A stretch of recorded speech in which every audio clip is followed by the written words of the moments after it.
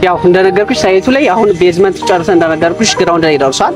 በዚህ ሙሉ በሙሉ ይታያል። እስከዚህ ፓርት ከጫፍ እስከ ጫፍ ላይ ስናየው ወደ 4000 ካሬ አካባቢ ላይ ነው የሚሆነው።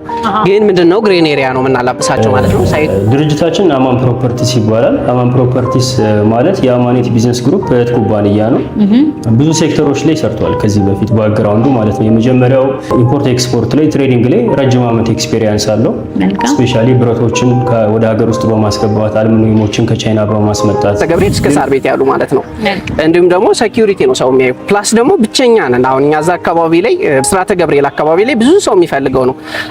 ሎኬሽኑ ላይ አፓርትመንት መግዛት ፈልጎ የለም ግን የሚሸጥ። ስለዚህ አንድ ላይ የሚያደርገን እሱ ነው ብቸኛ። ለማየት እንደሞከርሽው ህንጻው ብሎኩ 2400 ላይ ካሬ ላይ የሚያርፍ ሚክስድ ዩዝ አፓርትመንት ነው።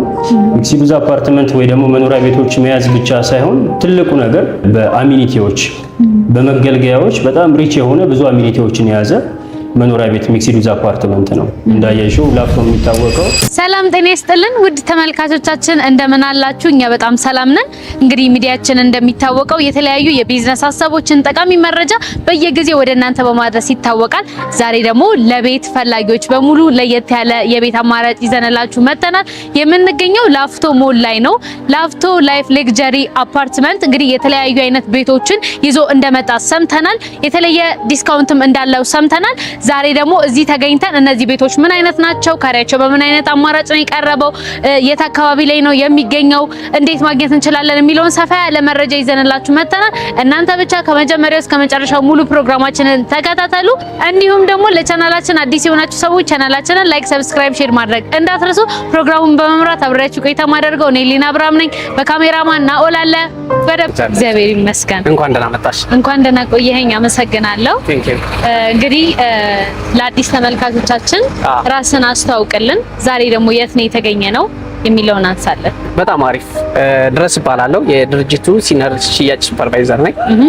አሁን የተገኘ ነው ከብስራተ ገብርኤል ወይም ደግሞ ላፍቶ ሞል ግቢ ውስጥ አሁን ላይ እየሸጥን ያለ ነው ላፍቶ ላይፍ ወይ ደግሞ አማን ፕሮፐርቲስ በሚል ስያሜ መተን አሁን ላይ ከዚሁ ግቢ ውስጥ ላይ ሁሉንም አሚኒቲዎች በአንድ አቅፎ የያዘ አፓርትመንት እዚህ ግቢ ውስጥ ላይ ገብተን ማስጎበኝሽ ወይ ደግሞ ማሳይሽ ይሆናል ማለት ነው። መልካም። ስለዛ አሁን ያለነው ላፍቶ ላይ ነው። አዲስ ይዛችሁት የመጣችሁት ቢልዲንግ አለ ማለት ነው? አዎ፣ እዚሁ ላፍቶ ግቢ ውስጥ አዲስ ዘኖ ላውንች አደረግነው አለ። የማስታወቂያ ማጋሉ ብዙ አሚኒቲዎች ያሉበት እንደመሆኑ እንዲሁም ደግሞ አካባቢው ላይ ብስራተ ገብርኤል ተብሎ ያው ምን እንዳለ ማን ሁሉም ሰው የሚያውቀው ነው። ከዚህ ውጭ ግን ግቢ ውስጥ ላይ ምን አለ ከስንት እስከ ባለ ስንት መኝታ አማራጮች አሉት የሚለውን ደግሞ ቅድመ ክፍያችን የሚለው ሙሉ አጠቃላይ ዲቴል ኢንፎርሜሽኖች ገብቼ መረጃዎችን እንሰጥሽ ይሆናል ማለት ነው። በጣም ደስ ይለኛል። እሺ፣ ቴንክ ዩ። ያው እንደነገርኩሽ ውስጥ ገብተን ሁሉንም አሚኒቲዎች በአንድ አቅፎ ያዘ እንደነገርኩሽ በሪል 3D ሳይሆን ሪል ራሱ የሚታይበት እንዲሁም ደግሞ አሁን አገልግሎት ላይ እየዋለ ያለ እንደምታዩ ማወኛ ገንዳ አሁን ላይ ፊት ለፊት ላይ የምናየው የዋና ቦታዎች አሉ ማለት ነው። እዚህ ውስጥ ላይ ሲኒማ አለ፣ ጂም አለ፣ እንዲሁም ደግሞ የልጆች መጫወቻ ጌም ዞን አለ። የሌለ ነገር ምንም ነገር የለም። እዚህ ላፍቶ ሞል ግቢ ውስጥ ገብቶ የሚያጣው ነገር የለም። ለማንኛውም ከዚህኛው እንደነገርኩሽ አማን ፕሮፐርቲስ ወይም ደግሞ ላፍቶ ላይፍ ሌክዠሪ አማን ፕሮፐርቲስ ሲስተር ካምፓኒ ነው ላፍቶ ላይፍ።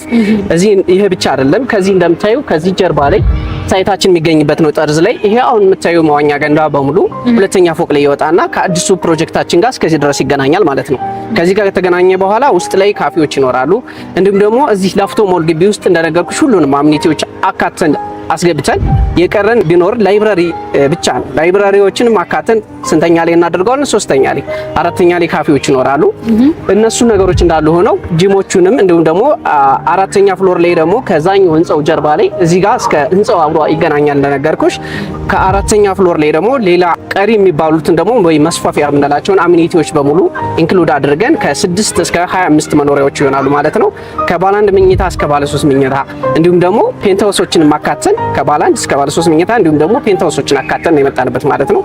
ከ6ኛ እስከ 20ኛ ባለው ፍሎሮች አፓርትመንቶች ይሆናሉ። ከ20 እስከ 25ኛ ያሉት ደግሞ ፔንትሃውስ ይሆናሉ ማለት ነውና ቴራስ መጨረሻ ላይ ይሆናል። ወደ ታች 2 ቤዝመንት አለ ግራውንድን ጨምሮ ፓርኪንግ ይሆናሉ ማለት ነው። እንዲሁም ደግሞ ከዚህኛው ፓርኪንግ ጋር አብሮ ይገናኛል ማለት ነው። አሁን ከምናየው ላፍቶ ሞል ግቢ ውስጥም ፓርኪንግ አለና አካባቢው ላይ ስናይ ደግሞ አካባቢው ላይ እንደምታየው አሁን ፊት ለፊት እንኳን የምናያቸው ኤምባሲዎች ናቸው። እዛ አካባቢ ላይ በትንሹ ወደ 17 ኤምባሲዎች አሉ። 17 ኤምባሲዎች አሉ። ወደ 40 በላይ አካባቢ የሚሆኑ ኤንጂኦዎች አሉ ማለት ነው።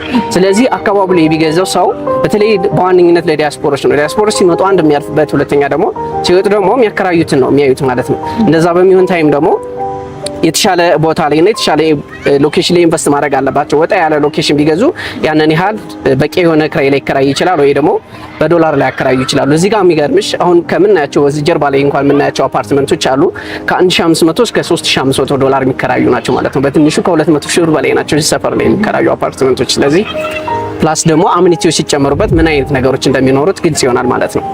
በጣም ጥሩ መልካም። ይሄኛውን ቢልዲንጋችሁን ወይም ደግሞ አሁን ለሽያጭ ያቀረባችሁትን ህንጻ ምን ያህል ጊዜ ነው ከጀመራችሁት? የትኛው ስቴፕ ላይስ ደርሷል? በምን ያህል ጊዜስ ነው ልጨርሱት ያሰባችሁት? በጣም አሪፍ። አሁን በዋነኝነት የመጣሽበት ታይም የማስታወቂያ ዋጋ ላይ ነውና እኛ ሳይቱን ላውንች ያደረግነው ያወጣ ነው ቤዝመንት ጨርሰን አንደኛ ፎቅ ላይ ስንደርስ ነው። ገና ቁፋሮ ወይ አጥረን አይደለም ለሽያጭ ያወጣ ነው። እዚህ ነው አንደኛው። አሁን ላይ የደረሰበት ደረጃ አንደኛ ፎቅ ስላብ ሙሊት ልናደርግ ነው ማለት ነው። ቤዝመንቶቹን ጨርሰን የአንደኛ ፎቅ ስላብ ሙሊት ልናደርግ ነው። ፕላስ ደግሞ የማስታወቂያ ዋጋ ላይ ያለ ነው። ሁለት ነገር ያገኛሉ ማለት ነውና ከስተመሮችን የምናስከፍለው ፕሮግረስ ቤዝድ ነው። ዲቴይል ያሉትን ኢንፎርሜሽኖችን ኦፊስ ላይ ገብተን እንሰጥሽ ይሆናል ወይ ደግሞ የስራ ባልደረቤ የስራ አስኪያጁም ስላለ እሱ ኢንፎርሜሽኖችን ይሰጥሻል። ግን አሁን ላለው ግን እኛ አንደኛ ፎቅ ላይ አድርሰን ነው ላውንች ያደረግነው። ኮምፓውንድ ግቢ ነው። ዙሪያውን ግሪን ኤሪያ የተላበሰ እንዲሁም ደግሞ ሰፋፊ ባልከን ያሉበት ነው ማለት ነው ህንጻው። መልካም በጣም ደስ ይላል። አሁን እንግዲህ መሀል ከተማ ላይ ያለ ሎኬሽን ነው። ከሎኬሽን አንጻር ሰዎች እዚህ አካባቢ ላይ መተው ቢገዙ በተለየ እነዚህን ጥቅሞች ያገኛሉ፣ እኛን ከሌሎቹ ለየት ያደርገናል ብለህ የምታስባቸውን ነጥቦች አንጻል። በጣም ቆንጆ። አንደኛ በዚህ ሰፈር ላይ ያው በስራተ ገብርኤል ወይም ደግሞ ላፍቶ ሞል በጣም አካባቢ ላይ ይታወቃል። እንደነገርኩሽ አንድ በሴኩሪቲ ደረጃ የተሻለ ነው ማለት አካባቢ ላይ ምን አይነት ነገር አለ የሚለው ለሰውም ግልጽ ይሆናል ማለት ነው። ሁሉ የሚታወቅ መሀል ከተማ ላይ ስለሆነ እንደነገርኩሽ ደግሞ መጀመሪያ መግቢያ ላይ አዲስ አበባ ውስጥ ኤምባሲ የሚበዙበት በጣም ብዛት ሰፈር ያሉበት ማለት እዚህ ኤሪያ ላይ ያሉ ናቸው። ከብስራተ ገብርኤል እስከ ሳር ቤት ያሉ ማለት ነው። እንዲሁም ደግሞ ሴኩሪቲ ነው ሰው የሚያዩ። ፕላስ ደግሞ ብቸኛ ነን አሁን እኛ እዛ አካባቢ ላይ ብስራተ ገብርኤል አካባቢ ላይ ብዙ ሰው የሚፈልገው ነው። ሎኬሽኑ ላይ አፓርትመንት መግዛት ፈልጎ የለም ግን የሚሸጥ። ስለዚህ አንድ ላይ የሚያደርገን እሱ ነው ብቸኛ የምንሸጠው። ሎኬሽኑ ላይ እዛ አካባቢ ላይ የለም እንደዚህ በአፓርትመንት የሚሸጥ ወይ ባዶ ቦታ ክፍት የሆነ ቦታ የለም የሚሸጥ እና ብቸኞች የሚያደርገንና ፕላስ ደግሞ ኮምፓውንድ ግቢ መሆኑ ነው። እዚህ ላይ ሲያከራዩ ሰው በወክ ወይ ደግሞ በወክ ዲስታንስ ሁሉንም አሚኒቲዎች ከባንክ እስከ ሱፐርማርኬት እዚህ ጋር እንደምታዩ ቃተኛ አለ። ምግብ ቤት ደረጃ ስንሄድ ውስጥ ላይ እንዲሁም ደግሞ ሸዋ ሱፐርማርኬት አለ። የቅድም እንደነገርኩሽ ሁሉም አሚኒቲዎች አሉበት እንደመሆኑ አንፃር ለየት ያደርገዋል አንድ ማለት ነው። እዚሁ ሁሉንም በአንድ ቦታ ላይ የሚያገኙበት። መልካም። ይሄኛውን ቢልዲንግ ወይም ደግሞ አሁን ተሰርቶ ያለቀው ይሄ ላፍቶ ሞል አለ፣ አሁን ደግሞ በጅማሮ ላይ ያለው ሞል አለና ሁለቱም ማነጻጸር ብንችል እዛኛው ላይ ምን አዳዲስ ነገሮች ጨምራችሁ ነው እየሰራችሁት ያላችሁት? ከዚህኛውስ ምን ለየት ያደርገዋል? ከዛኛውና አሁን ካለው ላይ የጨመርንበት ምንድን ነው? አፓርትመንቶቹ አንደኛ ሌግዠሪ የሚባሉ ነገሮች እንደሆኑ ነው ያደረግነው። ፕላስ ደግሞ እስከ 3ኛ ፍሎር ላይ ይሄ ይገናኛል። አሁን ይሄ የምታየው ምድር ላይ ነው ያለው መዋኛ ገንዳው። እንደነገርኩሽ 2ኛ ፍሎር ላይ ይሆናል። ግሬስ እንዲኖረው አንድ እናደርገዋለን ማለት ነው። ከዛ ውጭ የቀሩ የምንላቸው ነገሮች ነበሩ። እነሱንም አብረው ተካቶ ከዚህ እስከ ህንጻው ድረስ ጫፍ ላይ እስከምታዩ ባለው ፓርት ድረስ ይገናኛሉና ከዚህ አሁን ካለው የበለጠ ደግሞ ትንሽ ሌግዠሪየስ የሚሆኑትን ነገሮችን አሟልተን ነው ምን መጣበት ማለት ነው። ይሄ እንዳለው ነው። ይሄም በቂ ነው፣ በደንብ የሚታይ ነውና ከዚህ በተጨማሪ ግን እንደነገርኩሽ ከህንጻው ጋር አብረው አታቸውና ፕሮጀክቱ እስከዚህ ድረስ ነው የሚደርሰው። አሁን እስካለንበት ፓርት ድረስ እስከዛ ይሆናሉ ማለት ነው። ግን ይሄኛው ፓርት ይወጣል ማለት አይደለም። እስከ 4ኛ ፍሎር ላይ ብቻ ነው የሚሆነው። ህንጻው ግን ከዛ ወጥቶ እስከ 25 ድረስ ይወጣል ማለት ነው። ፕላስ ቴራስ ይሆናልና እሱ መሆኑ ነው። እስከ ጫፍ እስከምታዩ ድረስ ያለ ፓርት ነው። አጠቃላይ ህንጻው ወደ 2080 ላይ ነው ህንጻው ብቻ የሚያርፍበት። አጠቃላይ እንደ ግቢው ግን ህንጻው ውስጥ ያለው ወደ 4000 አካባቢ ላይ ነው። 4000 ዙሪያውን ግን ግሪን ኤሪያ የተላበሰ ነው የሚሆነው ማለት ነው። አንድ እሱን አብሮ ይላበሳል ማለት ነው። ፕላስ ደግሞ መስቀለኛ መንገድ ነው ጫፍ ላይ ያለ። መስቀለኛ መንገድ እንደመሆኑ በደንብ የተፈጥሮ ብርሃንና ቬንቲሌሽን እንዲያገኝ አድርጎልናል ማለት ነው ህንጻው። ከዛ ውጭ ፊት ለፊቱ ላይ ኤምባሲ ነው ያለው። አሁን ከዚህ ከሳይቱ ፊት ለፊት ላይ እንኳን ኤምባሲ ነው ያለና ያ መሆን ደግሞ ፊውቸር የሚያስፈራቸው ወይ የሚገነባው የሆነ ነገር ምናምን ብሎ የሚከለክላቸው ነገር የለም። ምክንያቱም መስቀለኛ መንገድ ላይ እንደመሆኑ አንፃር ማለት ነው ያለበት ቦታ። መልካም። እስቲ አሁን ደግሞ ሳይቱ ያለበትን ሁኔታ መጎብኘት ብንችል በጣም አሪፍ። እንዴት ጫፍ ስለሆነ እንደነገርኩሽ ሳይቱ ላይ አሁን ቤዝመንት ጨርሰን እንደነገርኩሽ ግራውንድ ላይ ደርሷል። በዚህ ሙሉ በሙሉ ይታያል። እስከዚህ ፓርት ከጫፍ እስከ ጫፍ ላይ ስናየው ወደ 4000 ካሬ አካባቢ ላይ ነው የሚሆነው። ግን ምንድነው ግሬን ኤሪያ ነው የምናላብሳቸው ማለት ነው። ሳይቱ ወደ 2080 ካሬ ሜትር ስኩዌር ላይ ነው ያረፈው። ፊትለፊቱ ላይ ደግሞ መስቀለኛ መንገድ ነው እንደምታዩ። ያ ግሬን ኤሪያ ወይ ደግሞ ዛፎች ያሉበት አካባቢ የሚያሳይሽ ኤምባሲ ነው። ፕላስ ደግሞ ትልቅ ሆስፒታል የሚታወቀው ብሩክ ሆስፒታል ነው እዚህ ጋር። ሌላ ከነዚህ ካሉት አሚኒቲዎች በተጨማሪ ኢንተርናሽናል ትምህርት ቤቶች፣ የሃይማኖት ተቋማት በጣም እንዳሉበት ይታወቃል እዚህ ሰፈር ላይና የበለጠ ተጠቃሚ ይሆናሉ ማለት ነው እዚህ ቦታ ላይ ኢንቨስት ቢያደርጉ። መልካም እንግዲህ ይሄንን ድርጅት ማወቅ ፈልጋለሁ። እነዚህን ህንጻዎች እያስገነባ ያለው ድርጅት ማን ነው? ምን አይነት ስራዎችን ሰርቷል? እስከዛሬ ሰርቶ ያስረከባቸው ቤቶች አሉ የሚለውን ንገረኝ። በጣም አሪፍ ጥያቄ ነው ያነሳሽው። ለዚህ በደንብ በቂ የሆነ መልስ የሚሰጥሽ እንዲሁም ደግሞ አሁን በፊት የሰራቸው አፓርትመንቶችም አሉ፣ ሌላ ሲስተር ካምፓኒዎችም አሉት የድርጅቱ። እነሱም በሙሉ እንዳጠቃላይ ኢንፎርሜሽን የሚሰጥሽ ስራ አስኪያጃችን በሙሉ ዲቴይል ኢንፎርሜሽን የሚሰጥሽ ይሆናል። በጣም ተወጫለሽ። እሺ ወደ ውስጥ እንግባ። እሺ ቴንክ ዩ። ሰላም፣ እንኳን ደህና ቆየኸኝ። አረፍ። በጣም አድርጌ አመሰግናለሁ። እስቲ ራስን አስተዋውቅልን። የት ነው የተገኘ ነው? ጥሩ እሺ፣ ከስሜ ልጀምርና መጀመሪያ ስሜ ዳንኤል ግዛው እባላለሁኝ። እኔ አማን ፕሮፐርቲስ ላይ ሴልስ ማናጀር ነኝ። መልካም። ሰው ዛሬ የት ነው የተገኘ ነው? ዛሬ የተገኘ ነው ላፍቶ ሞል ላይ ነው የተገኘ ነው። ላፍቶ ሞል ላይ አማን ፕሮፐርቲስ ሄድ ኦፊስ ዋና ቢሮ ላይ ነው የምንገኘው። አይ ቲንክ ሳይቱን ዞር ዞር ብላችሁ አይታችኋል መሰለኝ። ሄድ ኦፊስ ላይ ነው የምንገኘው። ሳይታችንም እዚሁ ቅርብ ነው። ቢሮአችንም እንዳየሽው ሳይቱ አጠገብ ነው ያለውና የምንገኘው ላፍቶ ሞል ላይ ነው። ላፍቶ ላይፍ ፕሮፐርቲስ። መልካም እንግዲህ ወደ እናንተ ስንመጣ አዲስ ያወጣችሁት ቤት አማራጭ እንዳለ ሰምተን የመጣ ነው። ከዛ በፊት ግን ድርጅታችሁ ማን ይባላል? ከዚህ በፊት ምን አይነት ስራዎችን ሰርታችኋል? ሰርታችሁ ያስረከባችሁት ቤት አለ ወይ የሚለውን እናንሳ። ኦኬ ጥሩ እሺ። ድርጅታችን አማን ፕሮፐርቲስ ይባላል። አማን ፕሮፐርቲስ ማለት የአማኔት ቢዝነስ ግሩፕ እህት ኩባንያ ነው። ብዙ ሴክተሮች ላይ ሰርቷል ከዚህ በፊት ባክግራውንዱ ማለት ነው። የመጀመሪያው ኢምፖርት ኤክስፖርት ላይ ትሬዲንግ ላይ ረጅም ዓመት ኤክስፔሪየንስ አለው።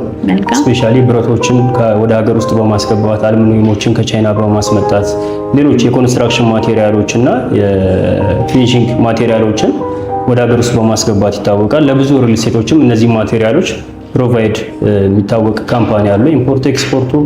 ከዛ ውጪ ደግሞ አማኔት ኮንስትራክሽን አለ። እሱ የሚሰራው እንደውም የሚታወቀው የወንዝ ዳር ፕሮጀክቶቹን ኦልሞስት ከ40% በላይ የሰራው አማኔት ኮንስትራክሽን ነው። ከዛ ውጪም ደግሞ ቴክኖሎጂ እና ፋይናንስ ላይ ይሰራል። ምናልባት ፎይል ዲጂታል ሲስተምን ዴቨሎፕ ያደረገው አብዛኛውን ድርሻ የያዘውም ደግሞ አማኔት ቢዝነስ ግሩፕ ነው። ከዛ ውጪ ደግሞ ሪል ስቴቱ ላይ እንደውም ከምንታወቅባቸው ሳይቶች መካከል ኒው ላይፍ ፕሮፐርቲስ ካሳንቺስ ኢንተር ሌክዠሪ ሆቴል ፊት ለፊት ላይ ምናልባት አንቺ የምታውቂው ከሆነ አላውቅም፣ እዛ ጋር በኒው ላይፍ ሳይት ስም ያስረከብነው ዴሊቨር ያደረግነው አንድ ፕሮጀክት አለ።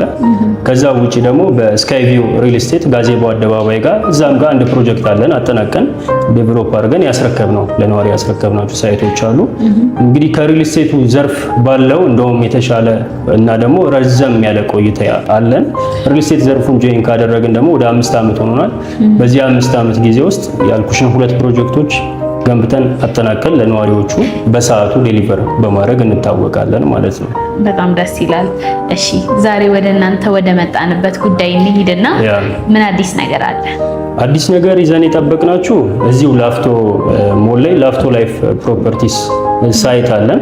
እንዳየሽው ዞር ዞር ብለሽ ለማየት እንደሞከርሽው ህንጻው ብሎኩ 2400 ላይ ካሬ ላይ የሚያርፍ ሚክስድ ዩዝ አፓርትመንት ነው።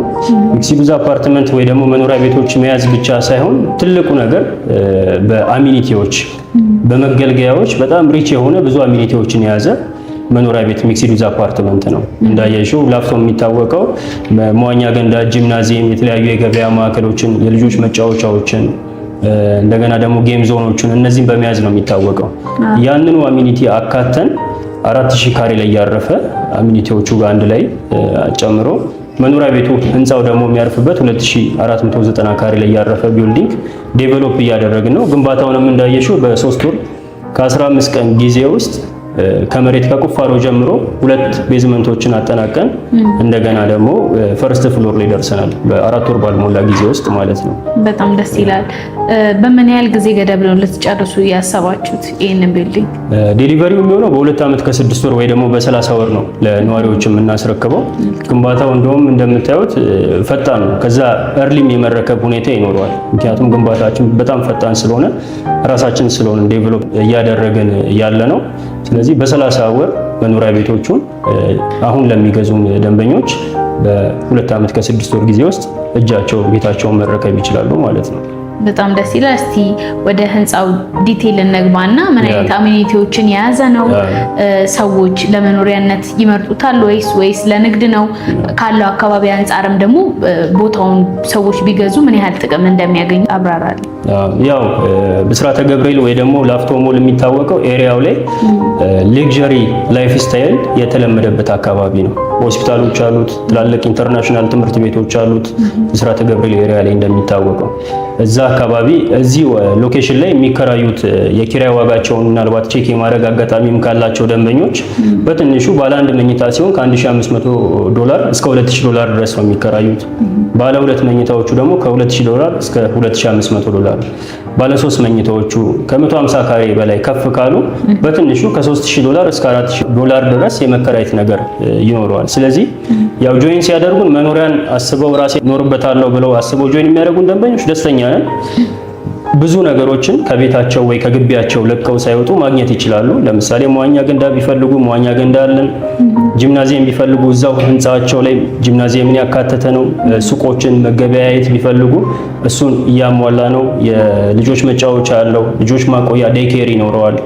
ከዛ በተጨማሪ ላይብራሪ ይኖረዋል ለልጆቹም ለአዋቂዎችም። ከዛ በተጨማሪ አዋቂዎች ደግሞ ወርኪንግ ስፔስ ይኖረዋል ኪራይ። ስለዚህ ምናልባት ከቤት ቁጭ ብለው የሚሰሩት ስራ ካለ ታች ወርደው ደግሞ ወርኪንግ ስፔስ ስለሚኖረው እሷ ላይ ስራቸውን መስራት የሚፈልጉትን ነገሮች በጥሞና የሚሰሩበት ኢንቫይሮንመንት ይኖረዋል።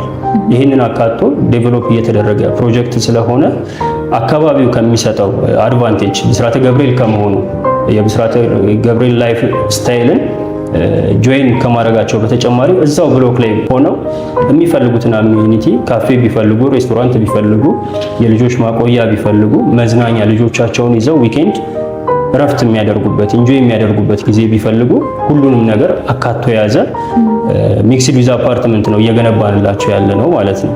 በጣም አሪፍ። መልካም እንግዲህ ያው ሰዎች ለሁለት ምክንያት ነው ቤትን የሚገዙት፣ አንድም ለመኖሪያ አንድም ደግሞ ለማከራየት ነው። በሁለቱም መንገድ ስናየው ይህ አካባቢ በጣም ጥሩ የሚባል ነው። ነገር ግን ከዚህ በተጨማሪ ደግሞ ሰዎች ቢታመሙ ወይም ደግሞ ሌሎች ሰው ለመኖር የሚያስፈልገውን ነገሮች ቢፈልጉ እዚህ ቦታ ላይ በዙሪያው ምን ነገሮች ይገኛሉ? ኦኬ፣ ጥሩ ጥያቄ ነው። ሳይቱ እንደውም ሜን ጌቱ ፌስ የሚያደርገው የሚያየው ወደ ብሩክ ሆስፒታል ነው። ወደ ብሩክ ሆስፒታል ነው ፌስ የሚያደርገው። ስለዚህ ሆስፒታሎች አሉ። ከዛ ውጭ ደግሞ ዙሪያው ላይ ክሊኒኮች፣ ከፍተኛ ክሊኒኮች ይገኛሉ ለጤና ችግር። ኢንተርናሽናል ስኩሎች ናቸው ያሉት ብስራተ ገብርኤል ኤሪያ ላይ ሃይ ስኩልም ኤሌመንተሪንም አካቶ የያዙ ትላልቅ ትምህርት ቤቶች አሉ። ስለዚህ ወኪንግ ዲስታንስ ርቀት መኪናቸውን እንኳን ሳያስነሱ እነዚህን ነገሮች አክሰስ ማድረግ ይችላሉ። መኖሪያ ሲባል ቤት ብቻ ሳይሆን አካባቢው ላይ ብዙ ነገሮችን አካቶ መያዝ መቻል አለበት። ልጄን የት አስተምራለሁ፣ ዴይኬር ለትምህርት ያልደረሱ ልጆች ካሉ የት ማቆያ ልጄን አስቀምጣለሁ ብሎ ያስባል ወላጅ። ስለዚህ እነዚህን ነገሮች አካተን ስለሆነ ያዝ ነው። ኤሪያውን ደግሞ ትላልቅ ሬስቶራንቶች፣ ትላልቅ ጂምናዚየሞች እኛ ከምንገነባቸው በተጨማሪ ከዛ ውጪ ደግሞ ያው ላፍቶ ሞል አጠገብ ነው ያለው። ከላፍቶ ሞል ጋር የተያያዘ ነው። ላፍቶ ሞል ላይ ያሉትን አሚኒቲዎች በአጠቃላይ ሼር ያደርጋሉ ወይ ደግሞ ይጋራሉ ማለት ነው። በዛ መልኩ ነው የሚሆነው። በጣም ደስ ይላል። እስቲ ገንብታችሁ ልታስረክቡበት ያሰባችሁት አዲሱ ህንጻ አለ። ከዚህ በፊት ደግሞ የገነባችኋቸው ብዙ ህንጻዎች እንዳሉ ነግረኸኛል። እስቲ በንጽጽር የአሁኑ ላይ ምን አዳዲስ ነገሮችን ጨምራችሁ ነው ለገበያ ያቀረባችሁት? ጥሩ። አዲሱ ላይ አዲስ ነገሮች ጨምረን ያቀረብ ነው። የመጀመሪያው ትልቁ ነገር አሚኒቲዎች ነው። መገልገያዎችን ከቤት በተጨማሪ ብዙ አሚኒቲዎችን ቅድም ዲስክራይብ እንዳደረኩት እነሱን አካተን ይዘናል። ከዛ በተጨማሪ ለየት ያሉ ዲስካውንቶችን አዘጋጅተናል። ወደ ዋጋው ስንመጣ እሱን በደንብ እንመለስበትና እናወራለን። ከዲስካውንቱ በተጨማሪ ያሉት ነገሮች ምንድናቸው? 3 ወለል ፓርኪንግ ነው የሚሆነው። 2 ቤዝመንት ፓርኪንግ ይኖራል። ግራውንድ ፍሎርም የመኪና ማቆሚያ ነው የሚሆነው። ወደ ላይ ከፍ ስንል ደግሞ ሎቢና ሪሴፕሽን ይኖራል። ያ ማለት ሌክዠሪ ላይፍ ስታይል ስለሆነ ሞዱ ወይ ደግሞ ህንጻችን የሚኖረው ሌክዠሪ ላይፍ ስታይልን የያዘ ስለሆነ ሎቢና ሪሴፕሽን ይኖራል። እንግዳ ካላቸው ሪሴፕሽኖቹ ደውለው እከሌ የሚባል እንግዳ መጥቷል እንላከው ወዳላችሁበት ወለል ወይስ እዚሁ መጣችሁ ትቀበላላችሁ ብሎ ኮንፊርሜሽን የሚደውል ሪሴፕሽን ይኖራል። ያንን ስልክ ተቀብለው እዛው ይጠብቀኝ የሚሉ ከሆኑ ታች ወርደው እንግዳቸውን አስተናግደው ካፌዎች፣ ሬስቶራንቶች ስላሉ መመለስ ይችላሉ። ከዛም ደግሞ ላኩት ካሉ ላይ ይላክላቸዋል። ከዛ በተጨማሪ የጋራ መኖሪያ ቤት እንደመሆኑ ደግሞ ፕሮግራሞች ይኖራሉ፣ ኦኬዥኖች ይኖራሉ፣ ክርስትና ይኖራል፣ ቤቢ ሻወሮች፣ ዊዲንግ ሻወሮች፣ አነስተኛ ከሰርግ መለስ ያሉ ፕሮግራሞች ስለሚኖሩ እነሱን ለማዘጋጀት ከዛው ከቢልዲንጋቸው ከመኖሪያ ቤታቸው መውጣት ስለሌለባቸው ቴራስ ላይ 2 ኪችኖች ይኖሩና ከኪችኖቹ በተጨማሪ ደግሞ መጸዳጃዎች ይኖራሉ። ስለዚህ እዛ ላይ ሩፍቶፕ ያለው ስለሆነ የሚፈልጉትን ፕሮግራሞች ቴራስ ላይ ማዘጋጀት ይችላሉ። ለመዝናኛም ዊኬንድን ለማሳለፍ ቅድም ዲስክራይብ ያደረኳቸው ነገሮች ስላሉ ኢንጆይ እያደረጉ ያው ቤቱን የሚወድ ሰው በተለይ ጥሩ አሚኒቲዎችን ይዘን መጥተናል። ከቤቱ ሳይሄድ ሁሉንም ነገር ቤቱ ላይ እንዲያገኝ አድርገን ነው ዲዛይን ያደረግነው። አንድ እሱ ነው። ከዛ በተጨማሪ ሌክዠሪ ላይፍ ስታይል ነው ብዬሻለሁ። ሌክዠሪ ላይፍ ስታይል ሲሆን ለቀቅ ያለ ነገር ይፈልጋል። ክራውድድ ኢንቫይሮንመንት አይፈልግም። ስለዚህ አየር እንዲያገኙ ተደርገው ነው ዲዛይን የሆኑት ቤቶች። ስፔሻሊ ኪችን እና መጸዳጃ ቤቶች ላይ በጣም ሴንሲቲቭ ስለሆነ እኛም የውጭ አየር እንዲያገኙ ናቹራል ቬንቲሌሽን እንዲኖራቸው ተደርገው ዲዛይን የሆኑ ቤቶች ናቸው። ወደ ሳሎናቸው ስንመጣ ትንሹ ካሬ ባለ 1 መኝታ የምንለው ካሬ ላይ እንኳን ከ28 ካሬ እስከ 35 ካሬ ድረስ ይሄዳል። ሳሎኑ ብቻ የሳሎኑ ስፋት ብቻ። ወደ መኝታ ክፍሎቻቸው ትንሹ ባለ 1 መኝታ የምንለው ካሬ ላይ ስንሄድ እንኳን ባለ 1 መኝታ ክፍሉ 20 ካሬ ነው፣ መታጠቢያ ክፍሉን ሳይጨምር ማስተር ባዙን ሳይጨምር ማለት ነው።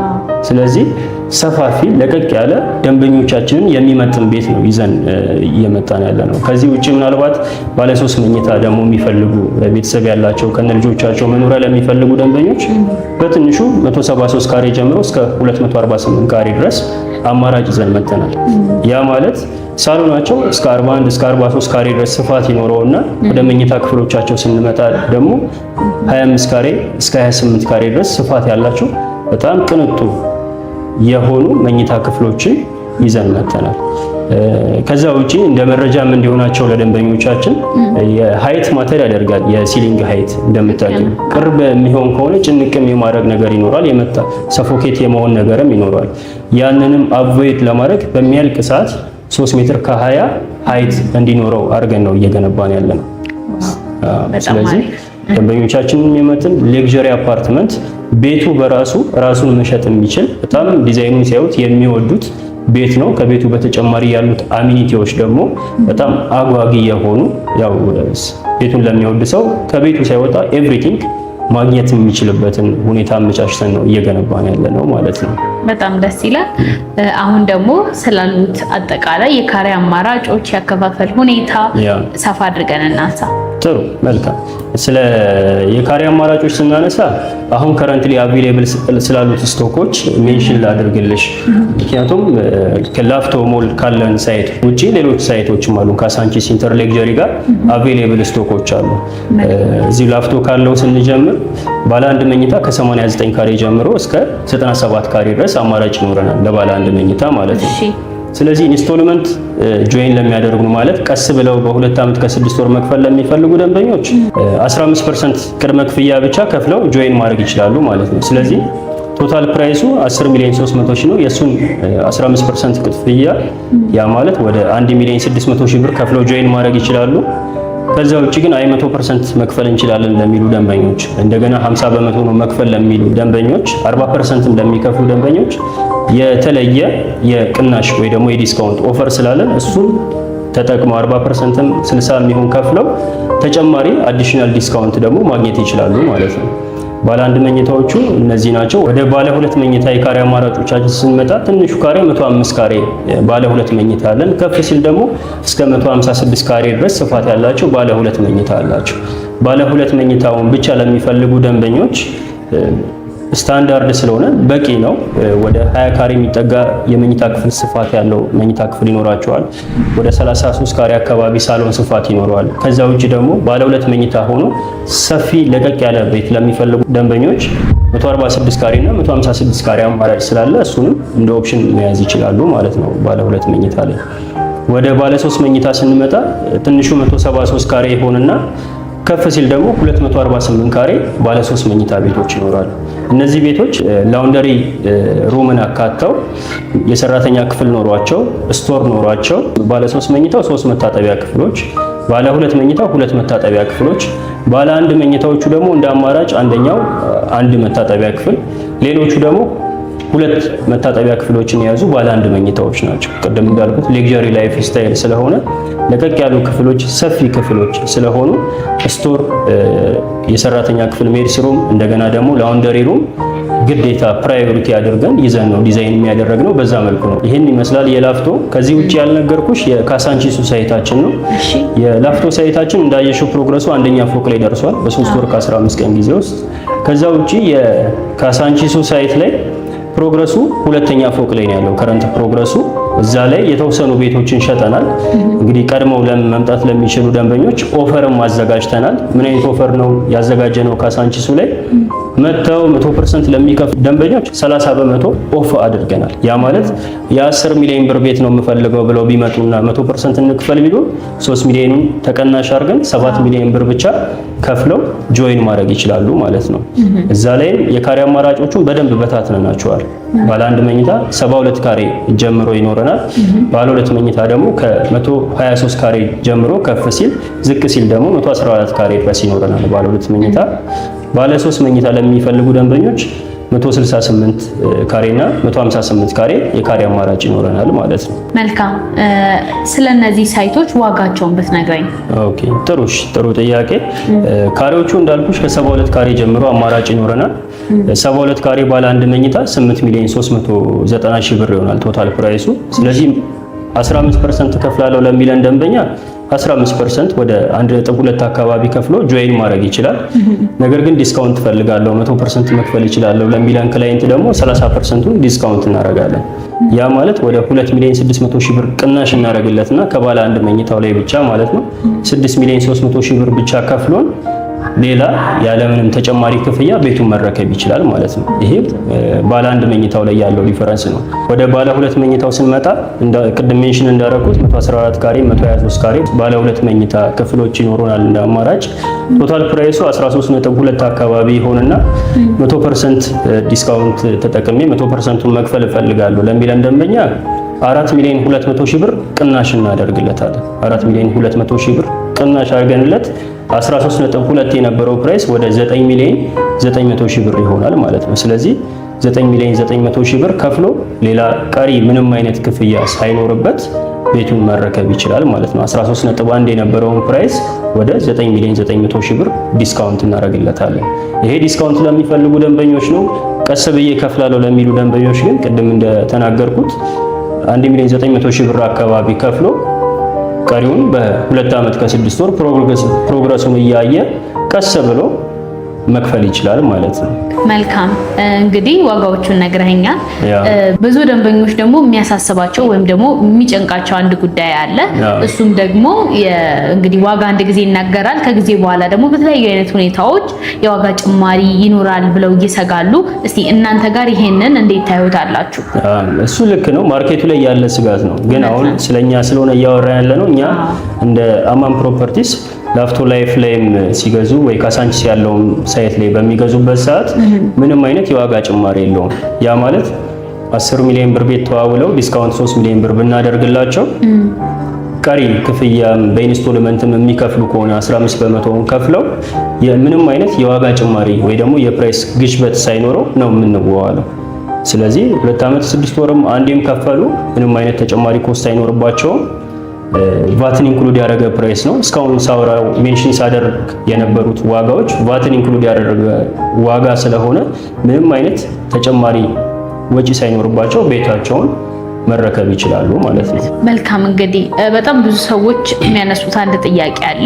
የግንባታ ጥራትን በተመለከተ የግንባታ ጥራታችሁ ምን ይመስላል? እንዴት ነው? የግንባታ ጥራትን በተመለከተ እኛም ሴንሲቲቭ ነን የግንባታ ጥራት ላይ። ምክንያቱም ብራንድ ነው እየገነባን ያለ ነው። ግንባታ ላይ ችግር ካለ ኢፌክቶች ካሉ ነገ እኛንም ብራንዳችንን አፌክት የሚያደርግ ነገር ስለሆነ በጣም ሴንሲቲቭ ሆነን ነው እየሰራን ያለ ነው። ስለዚህ ኢቭን ካስረከብናቸው በኋላ ለነዋሪዎች ቤታቸውን ከተረከቡ በኋላ ለ2 ዓመት ጊዜ ንብረቱን ማኔጅ እናደርጋለን። ያ ማለት በጥራት ጉድለት ምክንያት የሚመጡ ችግሮች የመስመር ላይ ኤኒ ካይንድ ኦፍ ችግሮች ካሉ ዋስትና ለ2 ዓመት እንሰጣቸዋለን እኛው ለማስተካከል። ችግሮች ይኖራሉ ለማለት ሳይሆን ነዋሪው ግን በሚኖርበት ሰዓት ከኛ ጋር ናቸው ብሎ ሴፍ ስሜት እንዲሰማው ችግሮችም ካሉ ለማስተካከል ለ2 ዓመት አብረናቸው ነው የምንቆየው። በታች ያሉት ፍሎሮች ላይ ደግሞ ቢሮአችንም ስለሚሆን ችግሮች ካሉ ቅሬታዎች ካሉ እኛው ነን የምናስተካክለው። ፕሮፐርቲ ማኔጅመንቱ የሚያካትታቸውም ደግሞ ሰርቪሶች አሉ።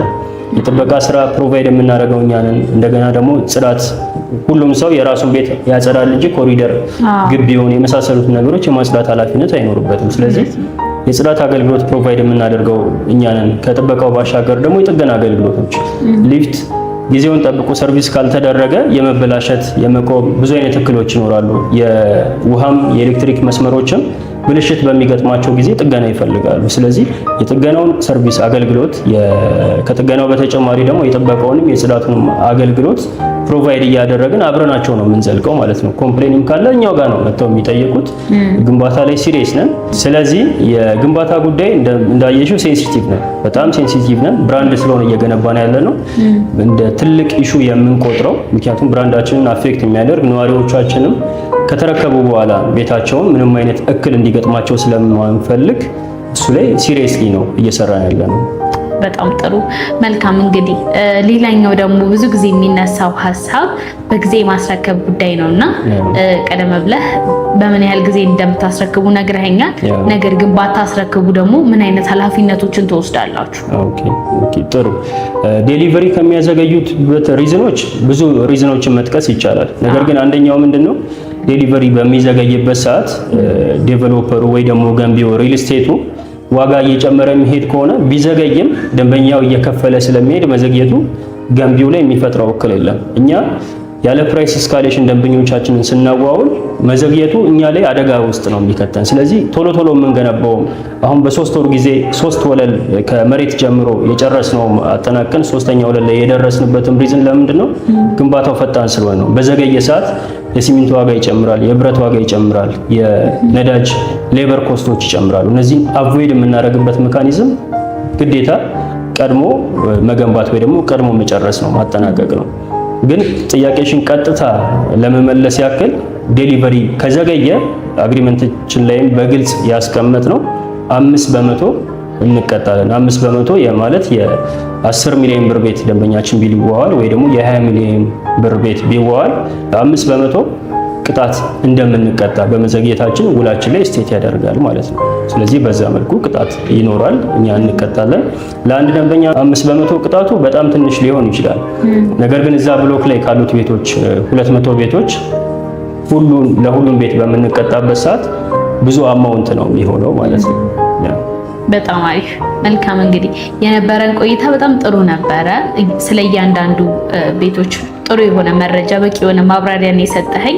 በስተመጨረሻ ግን ቀረ ብለህ የምታስበው ሀሳብ ካለ እድል ልስጥህ። መጨመር ወይ ደግሞ ማጠቃለል የምፈልገው ነገር ምን መሰለሽ፣ አሁን ላይ ያወጣናቸው ዋጋዎች የካሳንቺሱም ላይም ቢሆን የላፍቶ ሳይትም ቢሆን የማስታወቂያ ፕራይስ ነው። በካሬ 115,000 ብር ማርኬቱ ላይ ያለው ዋጋ ይታወቃል። ይሄን የመሰለ ሎኬሽን ይሄን የመሰለ ሌክዠሪ ፕሮዳክት ተይዞ በካሬ 115,000 ብር ማለት ርካሽ የሚባል ዋጋ ነው። ስለዚህ እነዚህ ቤቶች የወጡት ለ15 ቤቶች ብቻ የተዘጋጁ ዲስካውንቶች ናቸው። ምክንያቱም ደንበኞች ዘግይተው ከሳምንት ከ15 ቀን በኋላ መጥተው በካሬ 10,000 ብር ጨምረናል ብንላቸው ዲስአፖይንት እንዲሆኑ አንፈልግም። ስለዚህ ይህን ማስታወቂያ ባዩ ሰዓት በፍጥነት ኮሚኒኬት ያድርጉንና እነዚህ ለ15 ቤት የወጡ ዲስካውንቶችና ቅናሾችን በመጠቀም የቤት ባለቤት ያውም የቅንጡ ዘመናዊ ህይወትን የያዘ ሌክዠሪ አፓርትመንት ባለቤት መሆን ይችላሉ ማለት ነው። መልካም። እናንተን ማግኘት ለሚፈልጉ ሰዎች በየትኞቹ አድራሻ እናንተን ማግኘት ይችላሉ? እኛን ማግኘት ለሚፈልጉ ደንበኞቻችን ያው ስክሪኑ ላይ ባለው ስልክ ደውለው ኮሙኒኬት ማድረግ ይችላሉ። ውጪ ላሉ ደንበኞች ደግሞ ስፔሲፊካሊ ዋትስአፕ ላይ ኮሙኒኬት በማድረግ የሚፈልጉትን ዲቴል መረጃ ማግኘት ይችላሉ። ከዛ በተጨማሪ እዚህ ተወካይም ላይኖራቸው ይችላል። እዛው ያሉበት ሀገር ሆኖ አግሪመንት ውል መዋል፣ ደረሰኝ መውሰድ፣ ኤቭሪቲንግ ፕሮሲድ ማድረግ የሚፈልጉ ደንበኞች ካሉ ዋትስአፕ ላይ ኮሙኒኬት በማድረግ ያሉበት ሀገር በዲኤችኤል ውላቸውን ስለምንልክ በዛ መልኩ ስለምናስተናግዳቸው ውጭ ያሉ ደንበኞች ዋትስአፕ ላይ፣ ሀገር ቤት ያሉ ደንበኞች ደግሞ ቀጥታ በመደወል እኛን ኮሙኒኬት ማድረግ ይችላሉ ማለት ነው። እሺ መልካም። እንግዲህ የነበረን ቆይታ ጥሩ ነበር። ስለሰጠኝ ጊዜና ማብራሪያ አመሰግናለሁ።